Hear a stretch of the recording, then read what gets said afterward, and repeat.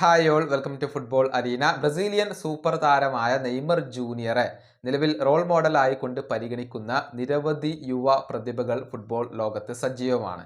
നമുക്കറിയാം, Lamine Yamal നെയ്മറുടെ ഒരു കടുത്ത ആരാധകനാണ്. Jamal Musiala, Xavi Simons, Pedro Neto എന്നിവരൊക്കെ നെയ്മറുടെ ഫാൻസ് തന്നെയാണ്. ഇപ്പോഴിതാ മറ്റൊരു താരമായ കെയ്റ്റ ബാൾഡെ നെയ്മറെ കുറിച്ച് സംസാരിച്ചിട്ടുണ്ട്. ഇറ്റാലിയൻ ക്ലബ്ബായ മോൺസക്ക് വേണ്ടി കളിക്കുന്ന താരമാണ് ബാൾഡെ. സെനഗലീസ് താരമാണ്. നെയ്മറുടെ ഒരു കടുത്ത ആരാധകനാണ്. നെയ്മർക്ക് ബാലൻഡ്യോർ ലഭിക്കാത്ത അന്ന് താൻ കരഞ്ഞു എന്നാണ്, നെയ്മർക്ക് വേണ്ടി കരഞ്ഞു എന്നാണ് ഇപ്പോൾ ബാൾഡെ പറഞ്ഞിട്ടുള്ളത്. അദ്ദേഹത്തിന്റെ വാക്കുകൾ ഇങ്ങനെയാണ്: എന്നെ സംബന്ധിച്ചിടത്തോളം ഏറ്റവും മികച്ച താരം അത് നെയ്മർ ജൂനിയർ ആണ്. നെയ്മർ ജൂനിയർക്ക് അവർ ബാലൻഡ്യോർ നൽകാത്തതിൽ ഞാൻ കരഞ്ഞിരുന്നു.